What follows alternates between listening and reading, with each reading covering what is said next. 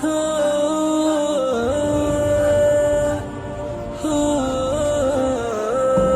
الله الرحمن الرحيم. الحمد لله والصلاة والسلام على أشرف الأنبياء والمرسلين سيدنا ونبينا محمد صلى الله عليه وسلم. من لا يشكر الناس لا يشكر الله. تواجدنا هنا وفي هذا المقر في حملة لإقفال دية أخينا النور محمد من الجنسية السودانية الذي يعمل في محافظة رنية لأكثر من 31 عام. قدر الله وما شاء فعل في حادث مروري مع شاب سعودي توفى رحمه الله في محافظة رنية، وألزم بالدية قدرها 225 ألف. ولله الحمد تم عبر صحيفة بوابة رنية الإعلامية وخلال اتصال هاتفي من الأستاذ فهيد بن شويع السبيعي الذي يعرف هذه الحالة عن قرب بإصابة زوجة النور محمد بمرض السرطان وبتحمله هذه الدية التي يعجز عن سدادها، وبفضل الله سبحانه وتعالى ثم الأيادي الصادقة والشعب الوفي الذي يحمل رسالة سامية تجاه إخواننا العرب بتوجيهات من القيادة الكريمة حكومة الملك سلمان بن عبد العزيز وولي العهد الأمير محمد بن سلمان. تم التفاعل في هذه القضية وإقفالها خلال 40 يوم 225 ألف. كل الشكر لمن ساهم من إعلاميين ومن أهل الخير، أيادي أهل الخير. هنا كلمة شكر لأخينا النور محمد سوداني الجنسية من محافظة رنية، يتوجه لكم أنتم أيها فاعلين الخير والأيادي الباذلة للمعروف. الكلمة لك أخينا النور. بسم الله الرحمن الرحيم. أخوكم النور محمد عبدو سوداني الجنسية. مكثت في رانيا 31 سنة، والحمد لله 31 سنة ما شفت فيها إلا الاحترام والطيبة والتقدير والمعاملة الطيبة. والحمد لله أولادي اللي اتولدوا كلهم في رانيا، يعني ولدي الكبير عمره 23 سنة وبنتي عمرها 26 سنة، يتولدوا في رانيا كلهم وتعلموا في رانيا، ولسه حاليا في الجامعات في السودان. كلهم من فضل هذا البلد ومن خير هذا البلد ومن الشعب الطيب، يعني ما شفنا منهم إلا الطيبة. 30 سنة دي ما شفنا منهم إلا الكرم، والله ما شفنا منهم إلا الكرم والطيبة والكلمة الطيبة والمشاركة في كل المناسبات كلها مشاركيننا. يعني سرنا نحن في البلد دي أكتر من عشنا في السودان. أنا 31 سنة مشيت السودان 40 يوم 40 يوم، يعني أنا نص عمري قضيته في رانيا دي، نص عمري في رانيا. فالشكر والله أنا بشكر أستاذ فيه شوية، يعني كان معاي في الحالة دي وكان معاي متبع معاي يجيني ويمشي.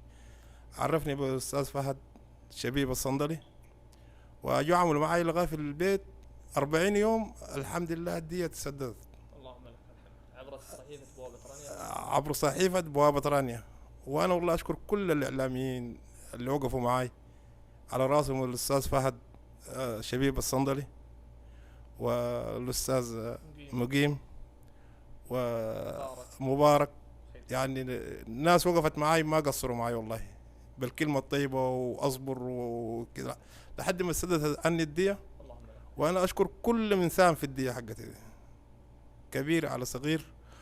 والشكر لأبونا الملك سلمان ولعهده محمد بن سلمان، الله يحفظهم والله يخليهم للمسلمين، وهم قدوة المسلمين.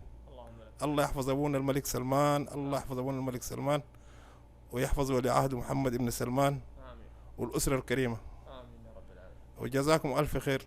اللهم لك الحمد. بناخذ هنا كلمة لأطفال النور محمد. شو اسمك؟ أحمد النور. أحمد النور. ايش تقول يا أحمد؟ أقول شكرا للسعوديين ساعدونا. العفو العفو، تستاهلون. عفو. الحين مبسوط؟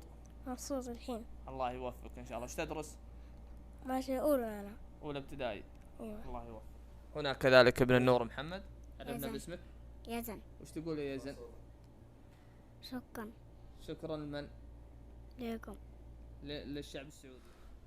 طبعا هنا اخواننا من الجنسية السودانية الذين يعملون في محافظة رنية يوجهون رسالة الشكر وأصدق الدعاء لكم أنتم يا أهل الخير ومن بذل هذا العمل الذي نسأل الله سبحانه وتعالى أن يكتب أجركم وأن يجعله خالصا لوجهه الكريم في إقفال دية أخينا النور محمد سوداني الجنسية، والذي يعاني من هذا الحمل الذي أثقل كاهله ومن إصابة زوجته في مرض السرطان. وهنا أخينا مجدي، تفضل الكلمة لك. بسم الله الرحمن الرحيم. الحمد لله والصلاة والسلام على رسول الله الأمين وعلى آله وصحبه وسلم تسليما كثيرا. بداية كما ذكرت الأستاذ فهد، من لا يشكر الناس لا يشكر الله.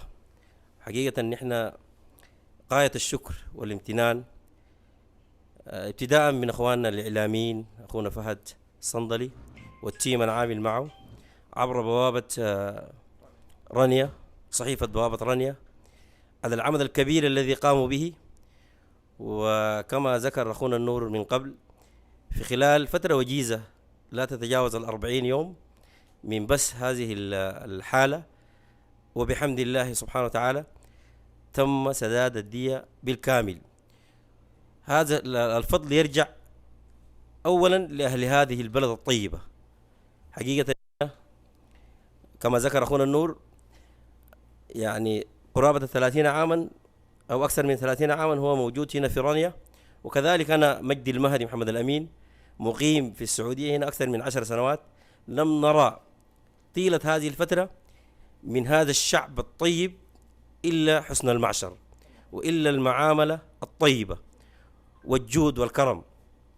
وحقيقة يعني الأيادي إخواننا السعوديين ممتدة بيضاء، ليس حصرا على المقيمين داخل المملكة، بل أياديهم ممتدة بيضاء إلى أهلنا في السودان وإلى جميع يعني أمة الإسلام.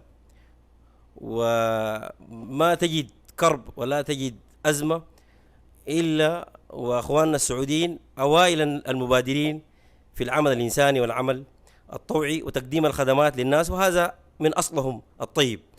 وكل ذلك يرجع فضله إلى القيادة الرشيدة التي تقود هذه البلد الطيبة، بلد الحرمين، بقيادة الملك سلمان بن عبد العزيز وولي عهده الأمين.